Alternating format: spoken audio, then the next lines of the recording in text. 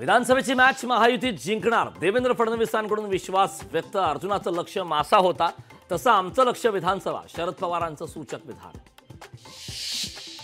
सुजाता सौनिक महाराष्ट्राच्या नव्या मुख्य सचिव. सुजाता सौनिक या महाराष्ट्राच्या पहिल्या महिला मुख्य सचिव. विधानसभा निवडणुकीत शिवसंग्राम निश्चितच उतरेल. ज्योती मेटेंकडून निवडणूक लढवण्याचे संकेत. मराठा समाजाला त्रास देऊ नका, लोकसभेत नाव न घेता पाडलं, आता 288 जागांवर नाव घेऊन पाडणार, जरांगेंचा सरकारला इशारा. वटसावित्रीच्या पूजेला ड्रेस घातलेल्या महिलांनी जाऊ नये, आपल्याला मिळालेलं स्वातंत्र्य हे दळभद्री. स्वातंत्र्यावरून संभाजी भिडेंचं वादग्रस्त वक्तव्य. राज्यातील 154 पोलीस निरीक्षकांच्या बदल्या. अपर पोलीस महासंचालक संजय सिंघल यांच्या आदेशानुसार बदल्या. टीम इंडियाला मिळणार 125 कोटींचं बक्षीस. T20 विश्वचषक जिंकल्याबद्दल जय शहांची घोषणा. छगन भुजबळ समाजाचे मुकादम. भुजबळांनी ठरवून दिल्याप्रमाणे काही लोक बोलत आहेत. जरांगेंचा पुन्हा एकदा भुजबळांवर निशाणा.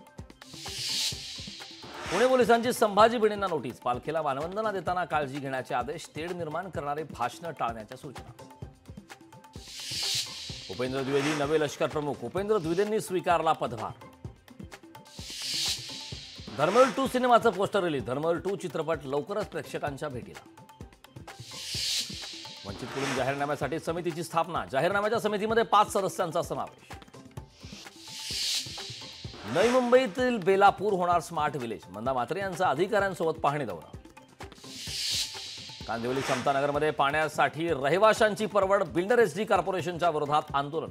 रहिवासींना 25 मार्च पासून फक्त 15 मिनिटे पाणी पुरवठा. मुंबई महानगरपालिका शाळेची दयनीय अवस्था. कुलाब्यातील पालिका शाळेच्या भिंतीला पडला भेगा. मुलींच्या वॉशरूमला दरवाजेच नसल्याचं उघड. मराठवाड्यातील लघु मध्यम प्रकल्पातील पाणी साठ्यात घट. जोरदार पावसानंतरही मराठवाड्यातील धरणं कोरडे ठाक. पश्चिम महाराष्ट्राला जोडणारा करूळ घाटाचे काम निकृष्ट दर्जाचे. करूळ घाटात ठिकठिकाणी कोसळली धरण. जोरदार पावसामुळे सवतकडा धबधबा प्रवाहित. रत्नागिरीतील सवतकडा धबधब्यावर पर्यटकांची गर्दी. संभाजीनगरच्या वैजापूर शहरात जोरदार पाऊस. पावसामुळे दुकानांमध्ये शिरलं पाणी. मुंबईतील मरीन ड्राईव्ह समुद्र किनाऱ्यावर उंच लाटा. सुट्टीचा दिवस असल्यानं समुद्र किनाऱ्यावर पर्यटकांचा उत्साह. पालघरमध्ये जोरदार पावसाची हजेरी. जोरदार पावसामुळे दाभोसा धबधबा प्रवाहित. धबधबा पाहण्यासाठी पर्यटकांची गर्दी. लोकशाही मराठी ऐका, पहा, जागरूक रहा.